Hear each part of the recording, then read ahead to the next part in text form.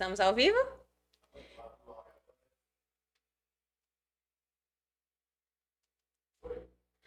Olá, queridos ouvintes da Conquista FM 92.5, aos espectadores que estão assistindo pelo YouTube, uma boa tarde. Meu nome é Alessandra, sou neuropsicóloga e atendo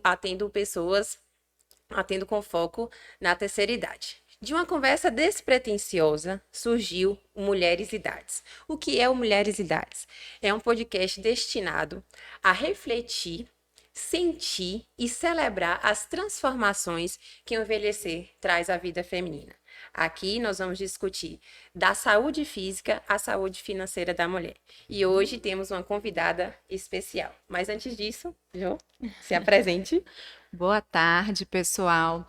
Estamos aqui num momento muito especial, estreando esse podcast que a gente espera que tenha vida longa e que traga muita informação, entretenimento, leveza, diversão, falando sobre um tema que para nós é muito importante. É importante porque estudamos esse tema e é importante porque somos também mulheres e estamos envelhecendo, né? A ideia do podcast é que a gente possa naturalizar esse processo, nos aproximarmos dessa ideia e trazermos uma perspectiva mais leve, divertida, alegre para o nosso próprio envelhecimento e compartilhar isso com todas vocês que estão nos ouvindo. Eu sou Joana, sou geriatra, médica, professora da Universidade Federal da Bahia, aqui em Vitória da Conquista. Sou mãe, mulher, né? E sou uma apaixonada pelo tema do envelhecimento, estudo ele há mais de 13 anos. Hoje com a gente temos a doutora Jaque Ferraz, minha amiga, minha colega da UFBA também, e a gente queria que você se apresentasse. Quem é Jaque por ela mesma?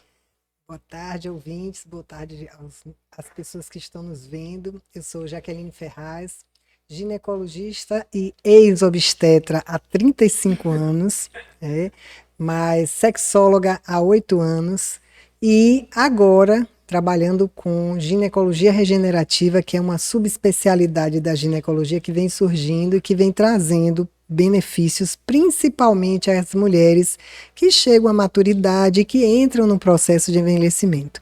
Eu também sou esposa, mãe, amiga, filha, né? E colega de trabalho. Joana, é um prazer estar aqui podendo conversar com vocês sobre esse tema tão importante que é a vida da mulher. A gente agradece muito a sua presença, é uma estreia com o pé direito, com certeza. Com né? certeza. Antes da gente entrar no bate-papo, eu queria só contextualizar um pouco sobre por que é importante a gente falar sobre envelhecimento feminino, né? A gente sabe que envelhecer é um processo comum a todos os seres vivos. Nós humanos envelhecemos naturalmente, né? Mas o envelhecimento feminino, ele é sim diferente do envelhecimento masculino, né? E aqui a gente fala inicialmente da questão biológica, né? Sexo, né? De nascimento feminino e masculino. Hoje, por exemplo, uma pessoa, um bebezinho que está nascendo, se ele for mulher, ele tem uma expectativa de vida de 79 anos, né? 7 anos a mais do que a do homem, né? Então, realmente é uma diferença. Há uma diferença no envelhecer feminino e masculino. Mas a gente lembra, eu gosto sempre de lembrar daquela frase da Simone de Beauvoir, que falava, a gente não nasce mulher, né? A gente se torna mulher ao longo da vida. Porque ser mulher é também uma questão social, né? A gente vai sendo socializada como mulher. E existem várias questões relativas ao envelhecimento que são mediadas por essa socialização. Então, para começar a gente a discutir, a gente se tornar mais íntima aqui, a primeira pergunta que eu tenho para vocês duas é a seguinte: quando foi que vocês perceberam que estavam envelhecendo? Boa pergunta. Sim, com certeza. Vai Fica à responder? vontade. Eu caí a ficha de que estava envelhecendo por volta dos 47 anos. Na época, eu já tinha 3 filhos, né? Eu usava o DIU que não menstrua, o DIU hormonal, e eu não conseguia identificar aquela fase de irregularidade menstrual, nada, mas eu comecei a ficar muito irritada. E lá um dia eu tive uma crise, eu falei, que minha família parou. Era hora do almoço, meu marido, meus filhos, e eu eu falei com tanta ênfase e depois comecei a chorar que todo mundo parou e ficou me olhando. E eu não sou de chorar, eu não sou uma pessoa muito emotiva. Então, quando eu tive aquela reação, aí meu marido depois disse: filha, tem alguma coisa acontecendo. E os meninos, naquele momento, viram aquela minha reação e acharam engraçado e começaram a rir. E aí foi que eu virei uma onça, né? E aí, com isso, até eu percebi que eu estava diferente. Aí foi que eu comecei a ver que eu já sentia uma irregularidade assim, no sono, no humor, né, no temperamento. Eu me sentia muito cansada, eu me sentia assim, exausta, não tinha energia para fazer atividade física, nada. E eu sempre fui atleta, eu sempre gostei de atividade física, e isso para mim foi um marco de que eu estava envelhecendo. Não foi traumático, não fiquei preocupada nem nada, mas eu percebi que aí eu precisava tomar pé. E foi realmente o que eu fiz. Eu corri, fiz os meus exames, era final de ano, eu ia para Salvador, meu médico estava lá, né? Aí eu preparei toda a bateria de exames que eu peço para as minhas pacientes e cheguei no consultório dele dia 26 de dezembro. Ah, tá, você tá assim, então vou lhe pedir os exames. Eu, não, amigo, você não está entendendo. Eu vim de férias, eu não vim fazer exame. Tá aqui, ó, você quer o quê? Aí já tinha toda a bateria de exame. Ele, nossa, mas você já trouxe tudo? Claro, eu já tenho que sair daqui medicada, porque eu não quero ficar assim. E graças a Deus, já tem 15 anos que eu faço reposição hormonal e eu não me troco por duas de 30, porque eu tenho 60 agora, né? Não me troco por duas de 30. Duas mulheres de 30 anos, porque eu tenho muita energia, faço atividade, trabalho. Há pouco tempo que entrei na cadeira, na área acadêmica, e a gente tem que estudar muito, né, Joana? Sim. E realmente foi aí o momento que eu vi que eu precisava mudar e minha vida realmente mudou. Eu brinco com as minhas pacientes que eu digo que eu passei de ver o mundo preto e branco a vê-lo colorido novamente. E é uma realidade que eu vejo até nas minhas pacientes, mas é dolorido. Viu? Mas é uma fase, apenas uma fase que eu pude aproveitar a melhor fase, o lado bom dessa fase, porque não tem mais risco de gravidez, não tem mais risco de menstruação, né? E aí a gente vai fazendo só o percurso necessário. É isso. Bacana, vamos ter muito o que comentar. Para mim, o processo de envelhecimento surgiu esse ano, na verdade, né? Que eu comecei a atuar com pessoas acima de 60 anos. Eu nunca tinha parado para pensar que eu estava envelhecendo. Isso, quando eu comecei a atuar, eu falei, meu Deus, isso acontece com todo mundo, isso é natural, né? Eu costumo dizer que, assim, a gente envelhece desde o primeiro dia que a gente nasce. Então, cada dia vivido é menos um dia na sua trajetória. E aí eu passei a me preocupar com a minha saúde física, né? A minha saúde mental, a minha saúde financeira, porque tendo contato com outras gerações, deu aquele choque, sabe? Meu Deus, como é que eu vou viver a minha vida? Então, assim, eu costumo brincar que eu comecei a fazer dinâmica com eles. Aí, uma certa dinâmica, eu perguntei qual era a comida que eles gostavam. E aí, eu coloquei a minha também. A minha eu lembro, como se fosse hoje, lasanha e risoto. E todos colocaram frutas, legumes e verduras. Então, isso foi um tapa na cara. Eu falei, meu Deus, se eu quero chegar, né, a 80, 85, 90, que hoje, né, a expectativa de vida tem aumentado, eu preciso mudar. Eu preciso tomar consciência desse processo e mudar a minha vida hoje. Então, assim, foi esse ano que eu me além dos cabelos brancos que temos por aqui, mas foi esse choque de realidade e, assim, eu passei a cuidar mais de mim. Né? Então, Sim. foi assim que começou para mim. Tem começado, na verdade. É um processo, né? É legal que você traz um pouco essa ideia, né, da questão intergeracional como Sim. contraponto, né? Para mim foi muito parecido, né? Não, eu trabalho com pessoas idosas já há muito tempo, então não foi nesse contato, e sim no contato com pessoas mais jovens, né?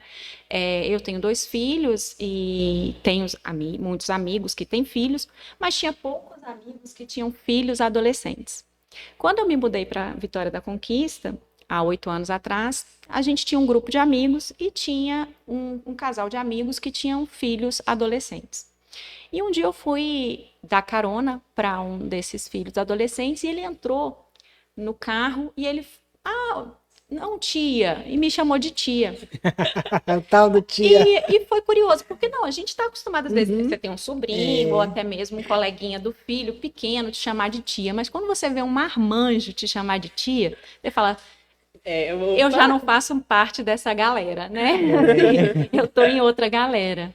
E isso realmente é um choque de realidade, porque, de fato, muitas vezes a gente não acompanha esse processo de envelhecimento, que, na verdade, conceitualmente, a gente não começa a envelhecer quando a gente nasce, né? Conceitualmente, a gente começa a envelhecer ali em torno da 3ª década de vida, individualmente para cada um, mas é nesse período onde aquele processo de desenvolvimento, ele chega em seu ápice, e aí começa, de fato, um processo de perdas, né? Eu não gosto de falar declínio, porque não acho que é por aí. Tinha algumas perdas biológicas mesmo, e inicia-se o processo de envelhecimento.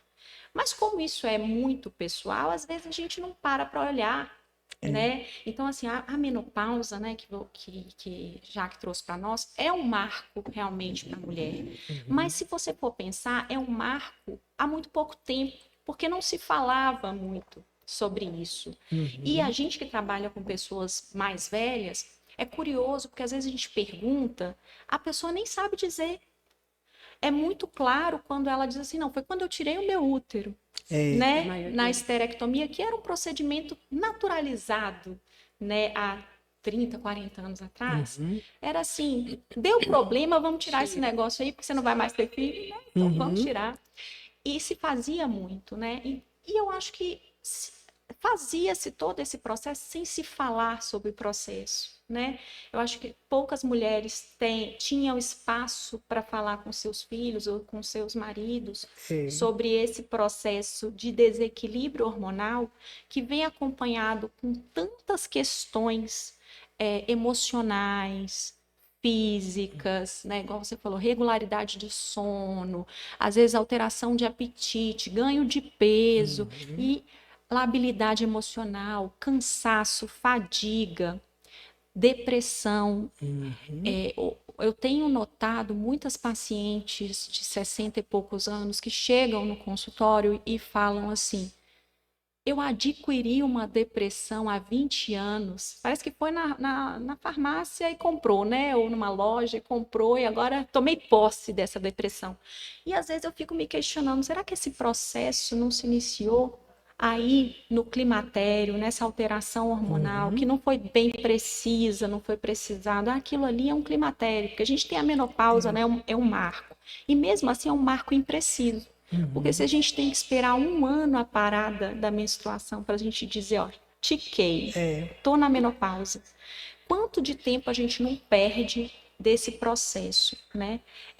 Um dos livros que a gente trouxe aqui para decorar, O Cérebro e a Menopausa, ele fala sobre isso, né? De repente a mulher acorda, enlouqueci.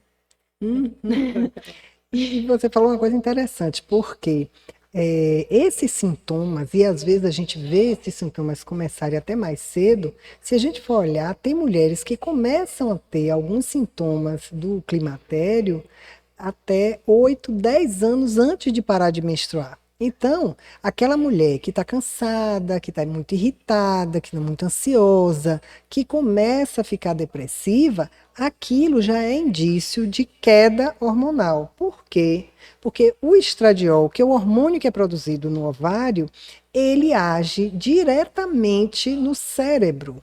Ele está ali como um alimento para o cérebro. A nossa cognição, o raciocínio, memória, o bem-estar é muito baseado na quantidade de estrógeno que a gente tem no corpo. Então, isso aos poucos vai diminuindo e é um hormônio que ele às vezes pode até ser equilibrado. Vários óvulos são produzidos para tentar manter aquela quantidade de hormônio, mas não é só isso. O ciclo menstrual tem outras coisas, outros hormônios que participam também. Então, é uma coisa muito silenciosa e que a pessoa que não está atenta não sabe identificar. E o ginecologista que faz a avaliação, o acompanhamento dessa paciente também tem que estar atento para perguntar sobre isso. Como é que está seu sono? Como é que está seu humor? Como é que está sua disposição? Porque hoje a gente percebe que isso começa muito cedo. Sim. 35, 40 anos, ela pode já dar sinais de que ela tem uma diminuição hormonal, tá? E vamos trabalhar em função de manter aquele equilíbrio hormonal por um tempo maior para que ela se adapte a isso. E não tacar antidepressivo. O antidepressivo, é claro, vai ter uma ação central, vai melhorar os calores, vai melhorar o mal-estar, vários sintomas de depressão, mas não é a base do problema. A base é hormonal. Então, muitas vezes a gente diz assim, ó, eu vou passar a sua reposição hormonal, mas você vai conversar com o seu psiquiatra para ir reduzindo a dose do antidepressivo. Eu não tiro nenhuma medicação, não quero me responsabilizar por isso. E a gente vê que aos poucos ela vai reduzindo e ela consegue tirar esse medicamento e ficar bem. Então a gente vê como é importante. E o psiquiatra que está atento a isso também, o geriatra que está atento a isso, já sabe que ali é uma paciente que tem um potencial de melhora muito grande só com a reposição hormonal. Eu sou uma defensora muito forte da reposição hormonal. E eu sempre digo, a reposição hormonal é uma coisa muito boa para quem pode usar.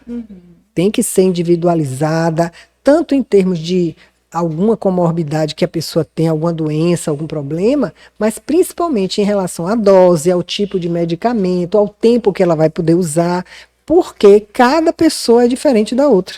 Então a gente tem que fazer isso. E hoje a gente vê que a mulher que está atenta, ela vai manter sua qualidade de vida muito bem. Eu já tenho pacientes que fazem reposição hormonal há quase 20 anos e que têm atividade mais intensa do que uma mulher de 40.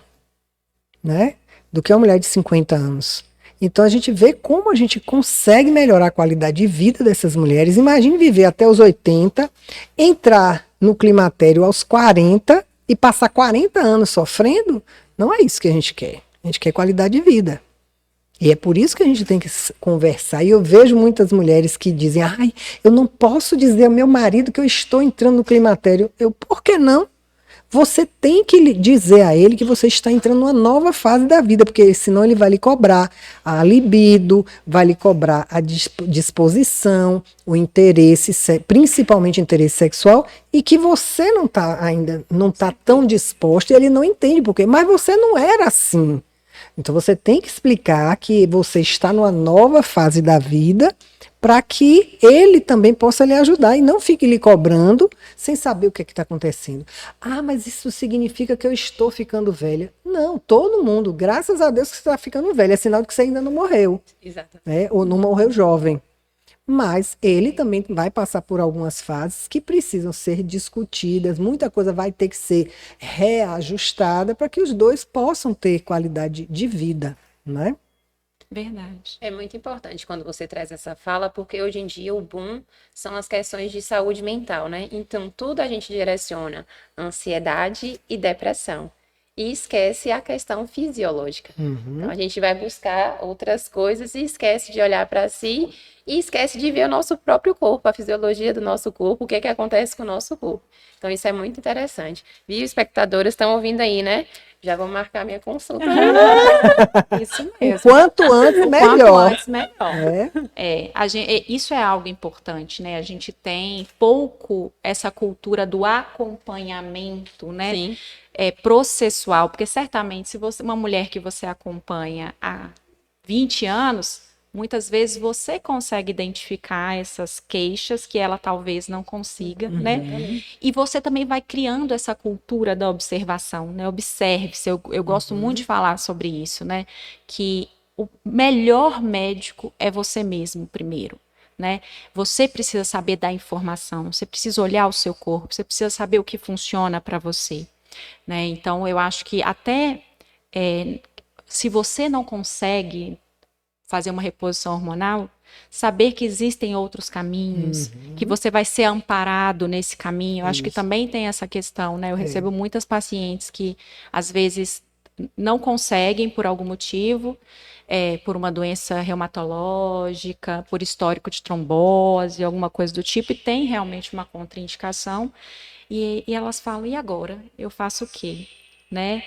Como que você aborda isso na sua rotina de consultório? Primeiro a gente vai avaliar o que realmente ela tem, qual a necessidade que ela tem e colocar na balança. Principalmente o que eu vejo muito no consultório, e hoje eu tive uma paciente assim, que ela tem um histórico de câncer de mama na família. A mãe, uma prima e uma tia tiveram, aliás, uma prima e uma tia tiveram câncer de mama e ela ficou muito preocupada porque ela acompanhou essas parentes, né? E ela está começando a ter sintoma, fogacho, insônia, cansaço, mas hoje eu já tenho aqui na cidade oncologistas que também fazem a parte genética e eu pedi a ela que fizesse uma avaliação com um colega, indiquei, ela fez toda a bateria de exames. O risco de ter câncer de mama é muito baixo, tá?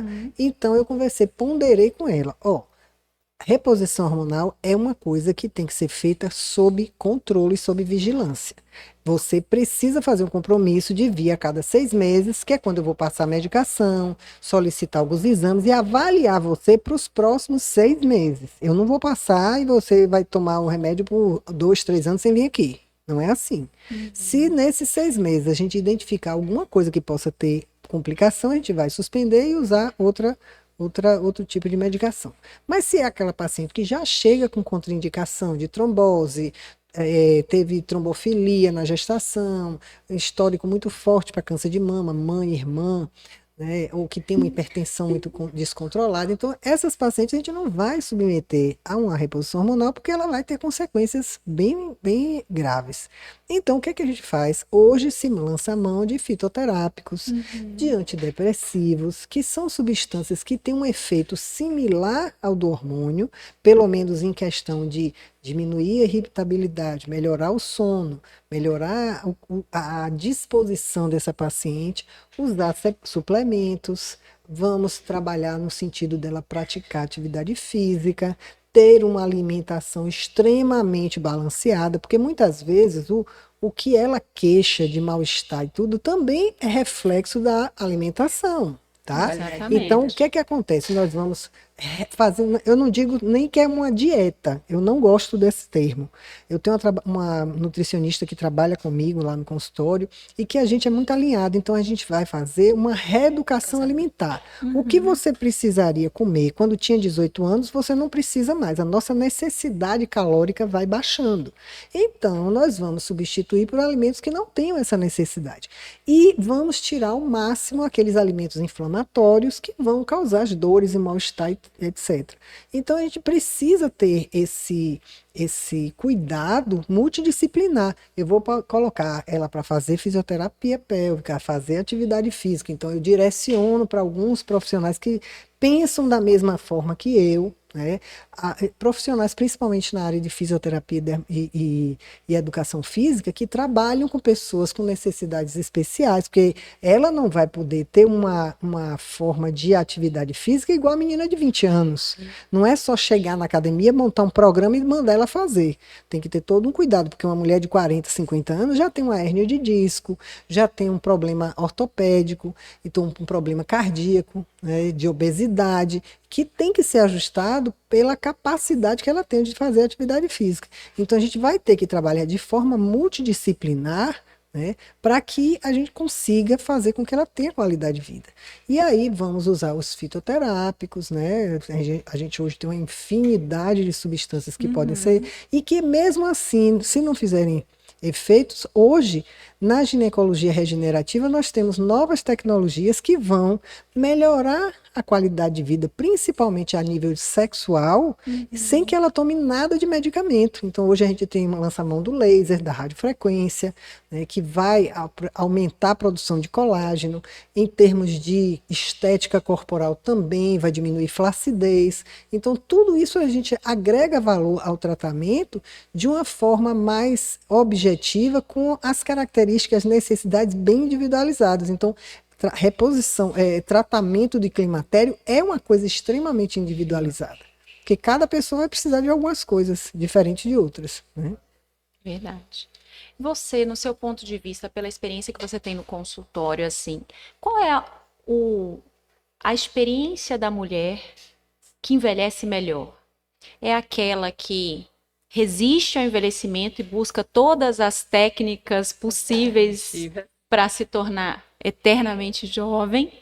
É aquela que consegue entender o envelhecimento e vai se adaptando e por isso permanece mais ativa por mais tempo?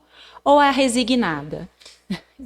Envelheci, já estou velha, não quero mais nada disso. Como é? Não, principalmente aquela que conhece o seu corpo, conhece suas limitações e que vai percebendo essa modificação ao longo do tempo e que isso vai fazendo com que ela se adapte.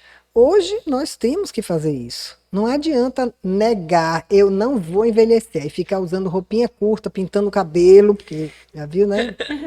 Achando que é uma menina de 20 anos tendo 50. Não cabe, tá? Ela não vai conseguir fazer tudo que uma menina de 20 anos vai fazer. Não cabe para ela, na condição de uma mulher madura, ter um comportamento de uma menina de 20 anos. É diferente de uma pessoa que vai se adaptando a cada situação e conseguindo melhorar isso aí e se adaptando a cada fase para que ela possa manter sua qualidade de vida, sua satisfação, seu bem-estar, né? E que a cabeça vai mudando também, a sua maturidade vai conseguindo ver o mundo de outra forma. Então, com mais tranquilidade, com mais equilíbrio. E interessante que eu tenho conversado com algumas amigas, mais ou menos da minha idade, que a gente pensa muito igual, né? A gente precisa se cuidar para viver bem. Não é viver jovem eternamente. Existem as técnicas de dermatologia aí que vivem fazendo muita coisa que ajudam, tá? A gente vê aí a cantora Cher, uns 70 e tantos anos, que parece uma menininha. Então, eu espero quando eu chegar lá tá igual, né? Estou trabalhando nesse sentido.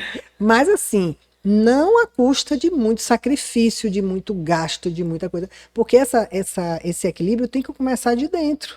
Não adianta eu estar com um rostinho bonitinho e por dentro tá apodrecida, envelhecida, de mal com a vida. Não adianta.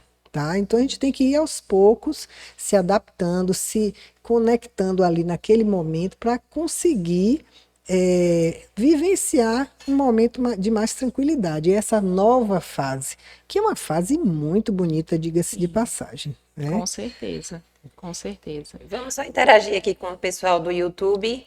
Tá, boa tarde, Anne, Sueli Xavier. Cristina tem grupos? Tem grau. Tem grau. A minha tia. Um abraço, Minha tia. mãe também está me ouvindo. O pessoal está pedindo depois seu contato, aí você deixa com a gente. Viu? Agradecer também, né, a Rádio Conquista FM 92.5 por estar transmitindo esse momento tão importante, cheio de informação, cheio de conhecimento, e ao canal Perfil Notícias TV. Muito obrigada. E breve, pessoal, a gente vai ter o nosso próprio canal da Mulheres e Idades. Fiquem atentos às nossas redes sociais. Você trouxe essa questão do climatério e aí traz a questão da cognição, que para mim é onde eu atuo. Quais são esses sinais e sintomas da cognição no climatério? É o que a gente observa no consultório assim, de mais frequente. Ah, doutora, eu estou com a memória péssima. Eu já vi. Eu não me lembro o nome das pessoas. Eu disse, eu também. Incrível, não sei por quê.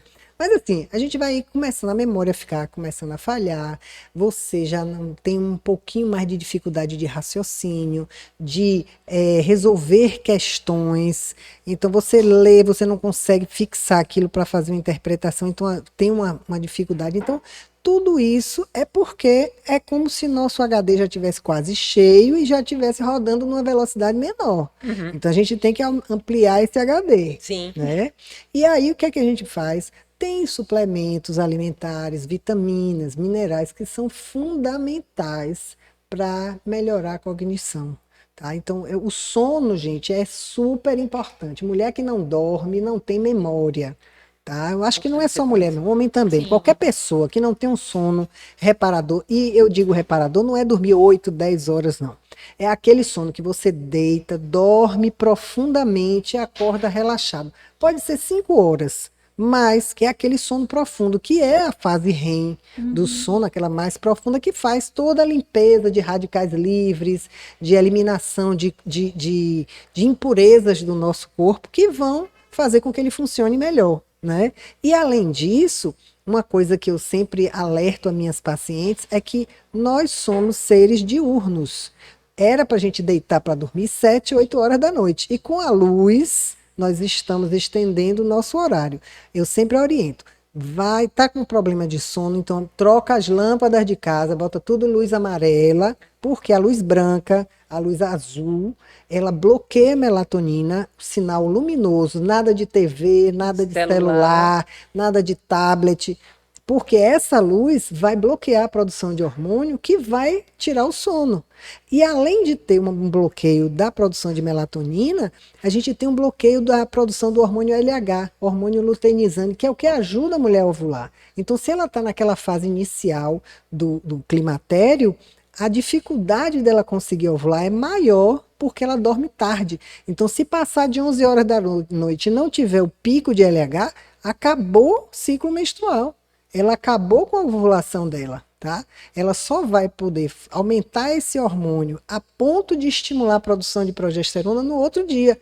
E se isso se repete com muita frequência, ela não vai ovular. E a gente vê isso em meninas jovens, adolescentes, que já têm um hábito de ficar na tela por muito tempo, dormindo muito tarde, e que já vêm começando a ter ciclos irregulares por conta disso. Do sono. Então a gente precisa dormir. Era para deitar no máximo 9, 10 horas da noite e das 5 horas da manhã começou a clarear o dia, vamos acordar. Mas se não tiver sono, também a memória vai embora, o ciclo menstrual piora, o cansaço piora, então a gente tem que ter higiene do sono. Sim. Olha só que interessante que a doutora Jaque está falando, né? Ela já falou aqui da importância de uma alimentação saudável no processo, né, de envelhecimento da mulher. Já falou do sono como algo fundamental para que a gente tenha uma vida, né, hormonal, né, saudável. Já falou da atividade física como uma grande estratégia para modular os hormônios. Então a gente bate muito nessa tecla, né? A gente, enquanto médicos e professores, é algo que eu sinalizo. Toda doença que a gente estuda está lá. Primeiro lugar, mudanças no estilo de vida, né? As terapêutica não farmacológica. Isso. E cada vez mais a gente pula essa seção do capítulo, porque é desafiador, né? É desafiador dentro do processo de trabalho do médico você inserir as orientações de mudança do estilo de vida num processo que está ficando cada vez mais rápido, né? Onde a gente é obrigado a atender rápido, e não só pelo processo de pagamento dos planos de saúde, mas também por uma demanda dos próprios pacientes que estão ansiosos, sem tempo, né? E que a gente acaba pulando isso. A gente vê muitos colegas que não conseguem orientar o paciente, já prescreve muito rápido, seja um hormônio, seja um antidepressivo, seja um medicamento para o colesterol, né? Medicamentos que são, em qualquer livro está lá, primeiro a gente vai tentar a mudança do estilo de vida.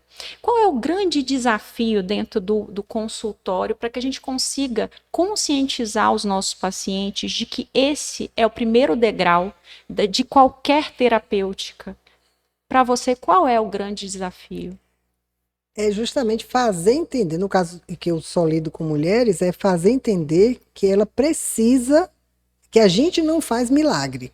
Primeiro eu digo logo, olha, se você quer um milagre, você veio para o caminho errado, não consigo fazer. Agora, se você estiver disposta a mudar o seu estilo de vida e de forma multidisciplinar, eu posso te ajudar. Eu não te prometo nada, mas vai depender mais de você do que de mim. Eu posso lhe dar orientação. Agora, eu não vou pelo caminho mais fácil. Não adianta você querer. Hoje mesmo eu falei para uma paciente, agora pela manhã, eu disse, olha, não adianta você baixar o colesterol se você continuar comendo o que você come sem fazer atividade física. Então eu tenho pacientes que têm um colesterol até mais alto do que esse, que conseguiram, em 5 anos, estar com o colesterol normal e a própria nutricionista dá alta. Eu nunca tinha visto uma nutricionista dar alta a um paciente. Ela deu alta porque justificou que essa paciente tinha um colesterol altíssimo, mais de 300 miligramas por decilitro, e ela assumiu a responsabilidade de fazer atividade física e melhorar a alimentação porque ela não queria usar medicamento. E foi perfeita. Hoje é minha garota propaganda. É uma mulher de 62 anos que perdeu quase 20 quilos fazendo caminhada na Olívia Flores. Olha só. Hoje ela pratica outros tipos de atividade física, mas ela tem uma alimentação extremamente balanceada. E eu ouvi outro dia de uma pessoa na internet dizendo assim, mas a gente luta tanto para ganhar um poder aquisitivo importante e poder comer tudo que a gente quer, e quando a gente chega nesse nível, a gente vê que para manter a gente não pode comer nada daquilo. Então, se correr o bicho pega, se ficar o bicho come. Eu boto muito claro nas minhas pacientes que elas são responsáveis pelas suas escolhas. Tá? Eu não posso influenciar nada, eu dou orientação, mas vai depender dela. Você quer ter qualidade de vida, você quer ter uma pele boa, um cabelo bonito, disposição, uma vida sexual saudável, que eu, enquanto sexóloga, eu tenho que me preocupar também com isso, então você vai ter que abrir mão de algumas coisas em função da sua qualidade de vida. Ah, mas eu adoro comer pizza. Eu disse, eu também adoro comer pizza, mas eu não como porque o glúten me faz mal. Você quer continuar sofrendo? Porque vai tudo bem. Se você quiser, pode continuar. Agora também não vamos ter que usar outra estratégia, tá? Mas eu acho que tomar consciência é o mais difícil. E eu... Perdão. Imagina. Tem uma aguinha aí na frente. Eu vejo às vezes a paciente dizer, mas eu queria tanto continuar tomando a minha cerveja. Eu disse, tudo bem, você pode, mas vai ser difícil baixar seu colesterol tomando cerveja toda semana, né? Vai ser difícil você perder peso tomando bebida alcoólica. Tome a cerveja sem álcool, pelo menos você reduz 50% a carga de carboidrato que você vai ingerir, né? Então, a carga calórica. Mas o bom da cerveja é aquela tontura que fica, eu disse, são escolhas.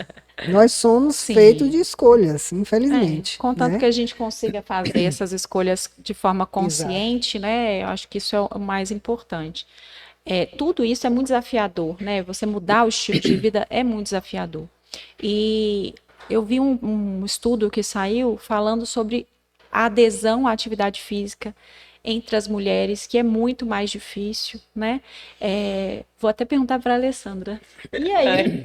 Sei que você é corredora. Quais são os maiores desafios para a mulher aderir e manter a regularidade nas atividades físicas? Eu acho que é o dia a dia, né? Principalmente quando você tem filho, né? São as suas obrigações, porque hoje a gente é profissional, a gente é mãe, então adequar e organizar essa rotina do dia a dia e implementar a atividade física que é o mais difícil. Mas uma coisa eu falo, quando quer a gente vai, viu? Não tem desculpa não.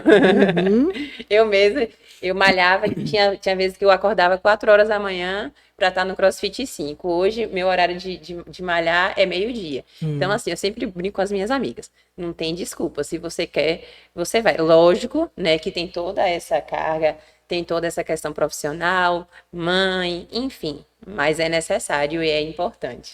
E uma coisa que eu sempre digo às minhas pacientes, eu digo assim, elas vêm queixando muito, doutora, porque eu não tenho mais vontade de ter relação. Eu disse, você sabia que fazer atividade física aumenta o nível de testosterona sem você precisar repor testosterona? Aumenta a libido, aumenta a disposição. Doutora? E os maridos também gostam, né? Então vamos correr, minha gente. Porque só o fato de produzir endorfina já faz com que essa mulher se sinta melhor. Aí ela começa a perceber que ela está emagrecendo, que o músculo está ficando mais rígido, né? O bumbum mais durinho, perdendo aquela gordura localizada. Então aquilo só é impulsionar positivamente. Reflete na autoimagem também. Autoimagem, autoestima. Sim. A própria ativação muscular produz o hormônio, que também vai dar um estímulo para ela se sentir melhor durante a relação sexual e isso vai refletir também na autoestima. Então, Sim. é uma bola de neve, Sim. né? Uma coisa puxa a outra. Ah, doutora, mas eu não tenho coragem. Eu digo, coragem a gente tem que arranjar. Eu também estava eu tô malhando, eu acordo 5h20 da manhã, 5:50 eu tô na porta da academia. Agora- Bom dia, poderosa. E o povo Sim. ai, não acredito, como é que você consegue? Mas tudo por quê? Porque são São escolhas. escolhas, é bem- Eu malhava no final da tarde e começou a acontecer muita coisa que eu Sim. ia atrasando. O fato de perder o dia, o horário de atividade física só estava me adoecendo. Então eu disse, eu vou ter que mudar. Eu não gosto de acordar cedo, mas eu preciso. E quando a gente precisa, a gente É. acaba fazendo. Uma questão de adaptação, É. né? E prioridade. Se Uhum. isso for prioridade para você, você vai fazer acontecer, né? Eu acho que não é prioridade para muitas mulheres, porque ainda existe uma ideia errada de que o corpo ele é só uma morada para a alma, para o espírito, Uhum. né? E que a gente tem que cuidar das questões da alma, a gente tem que cuidar das questões psicológicas. Aí tem o filho, mas meu filho chora, e aí mas tem o marido reclama, e aí a gente vai deixando o corpo de lado, também baseado nessa ideia de que muitas mulheres acreditam que fazer exercício físico é só estético, né? Uhum. E não é, e não vai ser Não, nunca. é questão de saúde mesmo. E eu acho que a gente entender que o corpo ele não é uma coisa à parte, mas que a gente só vai estar bem de forma global quando o corpo também estiver bem, faz com que a gente fale, isso aqui é algo que eu estou fazendo para eu me manter viva, né? Para eu poder fazer todas as outras coisas que importam para mim, para eu poder estar 100% para os meus filhos, para eu poder estar 100% para o meu marido, né? Para eu poder me dedicar às coisas que eu gosto, né? As coisas de artes, de estudo e tal. E estar completa é também cuidar do meu corpo. Né? Eu acho que isso Quando é eu chego, fundamental. quando eu chego que eu vejo uma paciente assim, eu digo, olha, mas eu tenho que cuidar do meu pai, do meu marido, do meu filho e tudo. Eu digo assim, você precisa, não é sendo egoísta, mas você precisa estar no primeiro lugar, no segundo lugar, no terceiro lugar, para depois virem os outros. Porque se você faltar, quem vai cuidar de todo mundo? Aí cai a ficha. Doutora, você tem razão. Eu digo, pois é, porque nós somos cuidadoras, tá? E a gente percebe que a mulher que está ali com essa sobrecarga e muito intensa às vezes, ela precisa também olhar para si. Porque se não fizer isso, quem vai sofrer é a família. Porque a gente tem que sempre, eu gosto sempre de levar em consideração o seguinte, a mulher ela quando entra no climatério e que não se cuida, o risco de doença coronariana aumenta muito, né? Sim. E ela pode infartar e morrer. Então, e se ela morrer? E se ela infartar? E se ela faltar? Quem vai ficar ali? E se ela tiver um AVC e tiver uma lesão, uma sequela muito grande, quem vai cuidar dela? Já que ela tem tantas pessoas de quem cuidar. Sim. Então, ela tem que estar em primeiro lugar. E não é ser egoísta. Tá? Verdade. Mas eu sempre cuido dos outros e deixo o meu corpo, minha saúde para depois. Eu digo, agora vamos mudar Vamos isso. mudar essa. Tem que mudar essa estratégia, porque você tem que estar bem para cuidar dos outros, né? E tem que cuidar bem não só fisicamente, mas mentalmente também, porque a sobrecarga é muito grande. E muitas vezes a gente não tem estrutura para aguentar tudo sozinha. Verdade. Né? Então tem que ter essa. Agora eu vou trazer um outro gancho, né? Eu falei da questão da maternidade e é uma coisa que também é uma dúvida até minha. A gente tem percebido que as mulheres têm deixado para engravidar mais velhas, né? Então eu já tô com 34, tenho uma menininha de 2 anos e meio, beijo Tonton, te amo. E penso, né, em engravidar até o final do ano que vem. Tem muitas amigas nessa mesma situação. E aí, você trouxe, né, que o climatério ele tem, né, antecedido, tem começado aos 35, 40. E agora? Eu vivi duas situações. Meus 2 filhos mais velhos nasceram quando eu tinha 25 e 27 anos. A minha caçula nasceu quando eu tinha 38. O pique é Totalmente diferente. Eu já não tinha pique de correr atrás de menino do jeito que eu fazia quando eu tinha 20 e poucos anos. Tá? Então, as mulheres, é um desafio muito grande, mas eu vejo que é uma coisa até positiva. Por quê? Porque ela já teve tempo de se desenvolver, principalmente profissionalmente, tá? Sim. E ela vai ter mais maturidade para conseguir cuidar daquela criança de uma forma mais objetiva. É claro que nós temos que estar em atenção com o nosso processo biológico. Então, se é aquela mulher jovem que não quer parir tão cedo, porque tem algumas coisas, mestrado, doutorado, quer trabalhar, quer viajar e tal, minha recomendação e a recomendação dos fertileutas é: chegou aos 30, viu que não tem perspectiva, não tem parceiro, ou não quer um relacionamento sério, congele seus óvulos. Chegou aos 35, não tem uma possibilidade de gravidez, não tem parceiro, ainda quer fazer alguma coisa, congele urgente seus óvulos. Porque passou dos 35, a qualidade do óvulo também altera. Tá? Uma mulher que faz um congelamento, se a gente for analisar a divisão celular de uma mulher de 30 anos, é perfeita. Com 35 já começa a dar sinais de alguma alteração. Não é que vai ter filho com alteração genética nem nada. Mas com 38, 40 anos, essas alterações são bem visíveis. 45 anos, elas são bizarras. Então, se você não quer engravidar logo, e tem na faixa dos 30, 35, procura um fertileuta, faça a fertilização.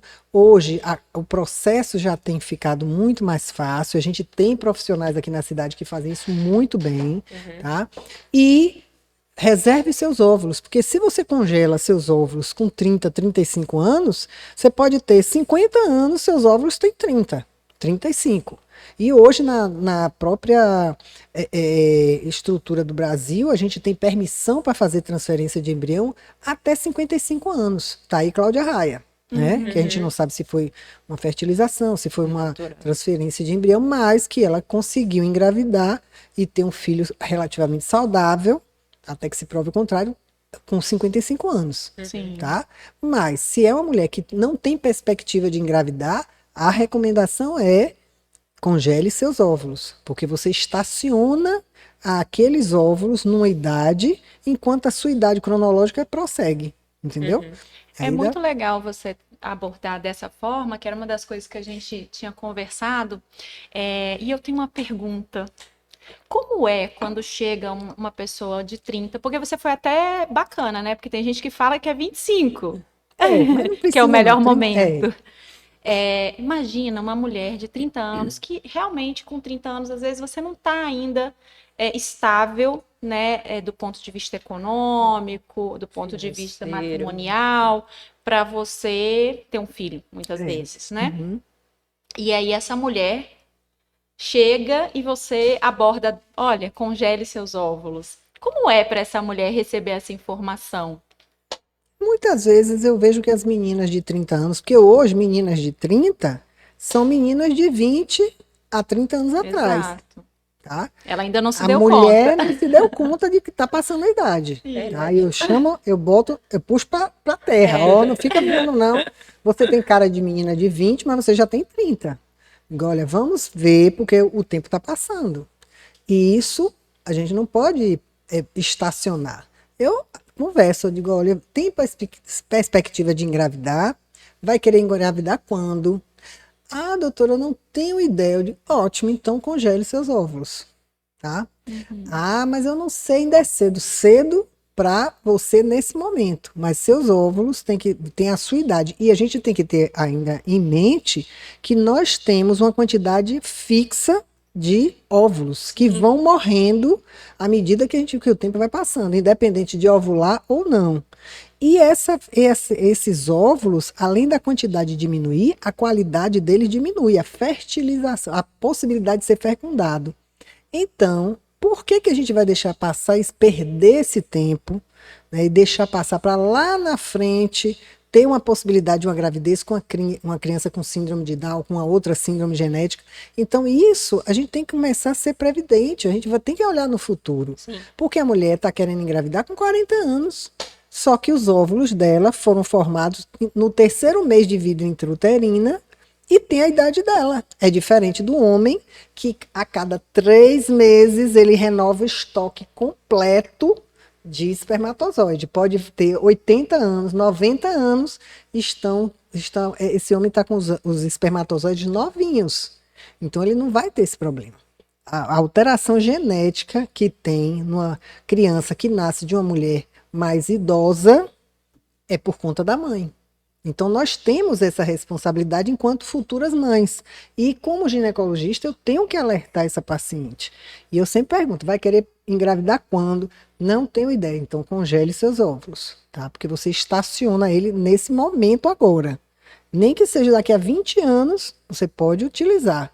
Mas você não pode deixar esse óvulo envelhecer. E outra coisa, se ela já está com 38, eu digo, olha, corra contra o tempo, porque seu tempinho de fertilidade está diminuindo. E a quantidade de óvulos vai diminuindo, a qualidade também, ela não concebe, que passou do tempo ali, ó, já era, né? Tá ouvindo, né, amor? Acho que meu marido tá ouvindo.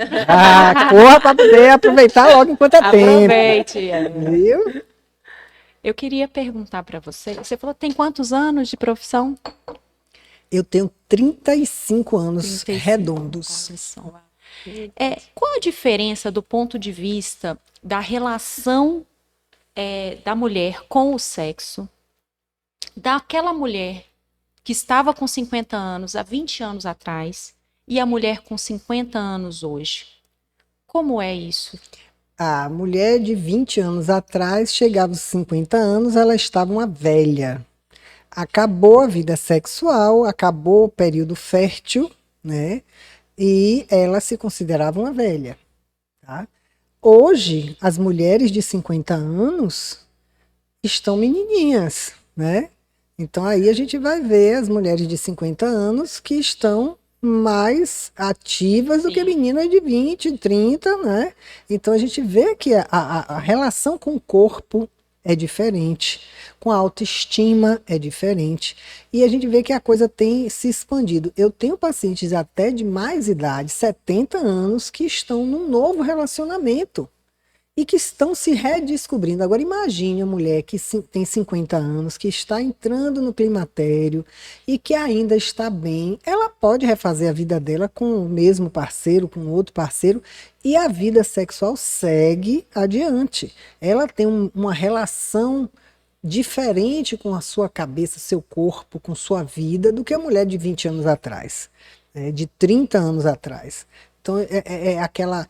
Vamos dizer, quando eu me formei, a mulher de 45, 50 anos era uma matrona, né? Era aquela mulher, uma senhora, né? Às vezes eu me pego dizendo assim, gente, eu tenho 60 anos, mas eu não me sinto com 60 anos. Aquela ideia que se tinha de uma mulher de 60 anos, que era aquela senhora fazendo tricô, crochê, a vovozinha, ainda não sou avó, mas assim, a vovozinha fazendo tricô, eu nunca vou ser. Tá? Só se eu estiver lá para os 80, 90 anos, que eu acho que eu vivi até mais de 100, né?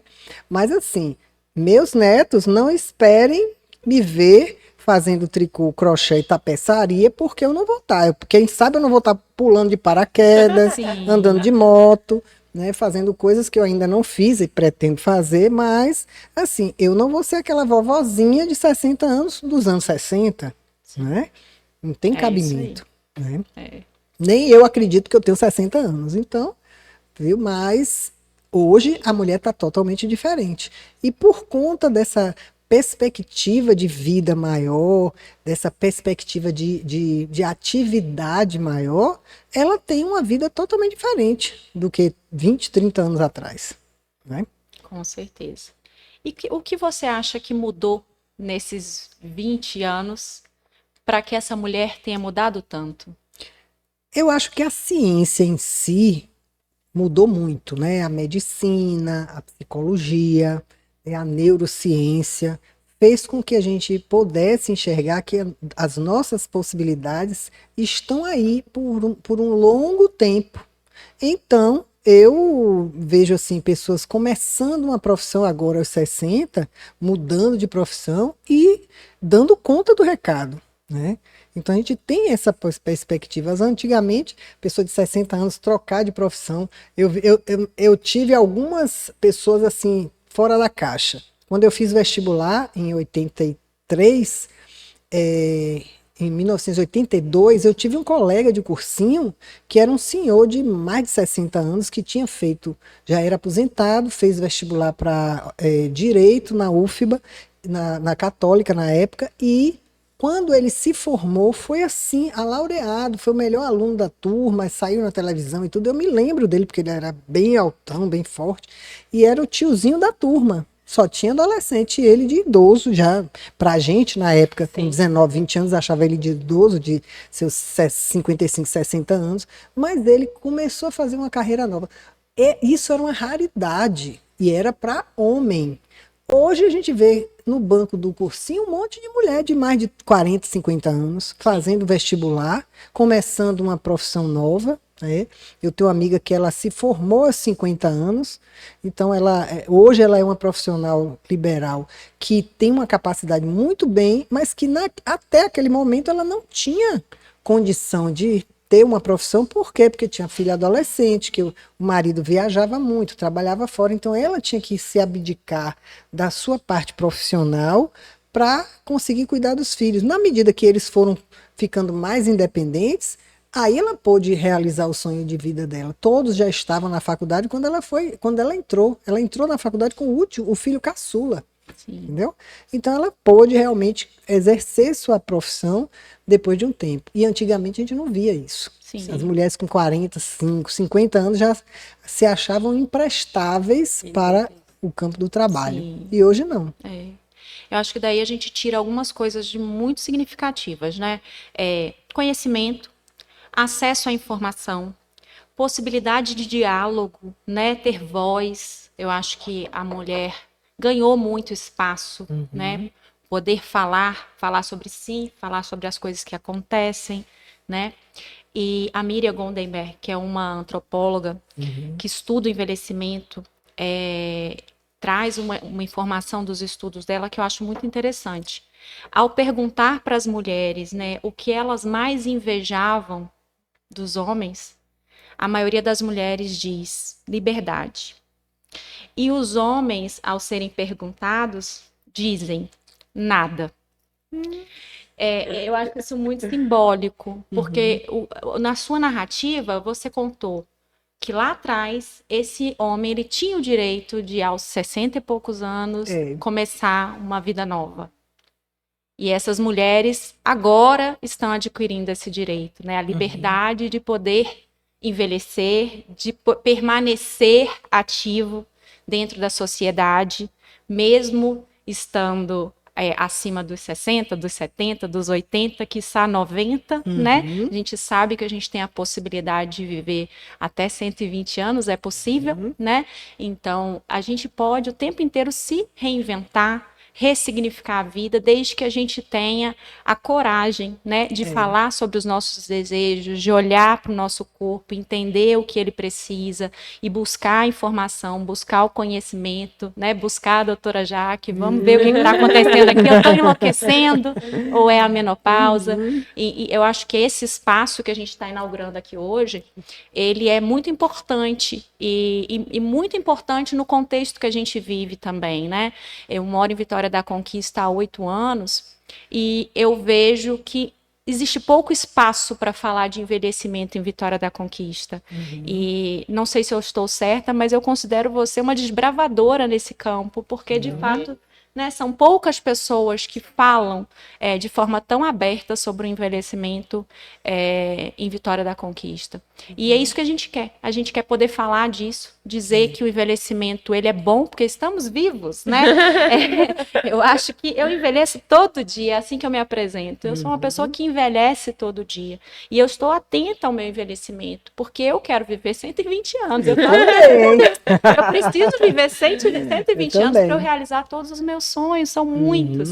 E, de fato, a gente atrasa os nossos sonhos, sim, porque a gente tem outras demandas, né? A gente tem os filhos, a gente tem os projetos pessoais, a gente tem aqueles projetos que vêm, que a gente nem sabia, esse é meu, peraí, né? E que a gente tem que lidar com isso, né? E você falou uma coisa interessante, que a gente adia os nossos projetos. Eu disse aqui que eu sou professora da UFBA, mas eu passei no concurso da UFBA eu comecei a trabalhar na UFBA o ano passado.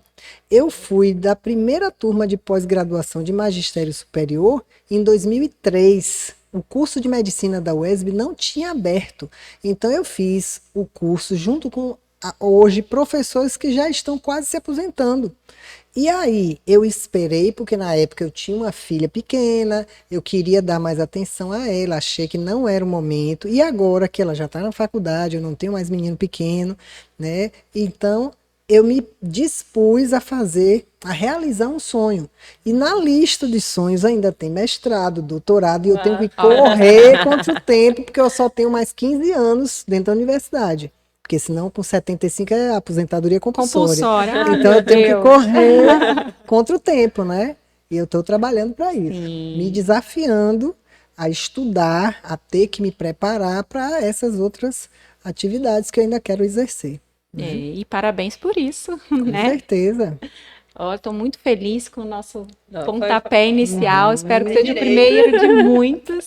Quero agradecer muito a sua presença, foi maravilhosa. Espero que o público que está assistindo goste, né? Compartilhe, Exato, isso que eu ia né? falar. Porque para essa informação chegar para o maior número de mulheres possível e para os homens também, né? Para que a gente possa trazer conhecimento e o conhecimento libertar a todos nós. Obrigada. Obrigada, Jaque. Foi um prazer conversar com você, tê-la. Eu já conhecia das redes sociais e agora ter pertinho é maravilhoso. Muito obrigada. Eu fico muito honrada de participar desse pontapé inicial e de falar de um assunto que é a minha praia, né? Eu gosto muito, eu estou sempre assim disponível para falar sobre saúde da mulher e é um assunto que me encantou a vida inteira, né? Hoje até mais ainda, principalmente por conta da sexualidade feminina, que ampliou a minha visão do ser mulher, né? Dessa nova etapa que eu estou vivenciando, tanto quanto professora, como também na ginecologia regenerativa, que é uma infinidade de procedimentos novos que a gente traz aqui, que graças a Deus a gente está conseguindo divulgar aqui na região, e poder contribuir com a qualidade de vida das mulheres, né? E poder ajudar. E homens, se preparem, porque nós vamos dar um nó na cabeça de vocês. É isso aí. Então é isso, gente. Obrigada, Muito obrigada. gente. Boa noite. Tchau, tchau.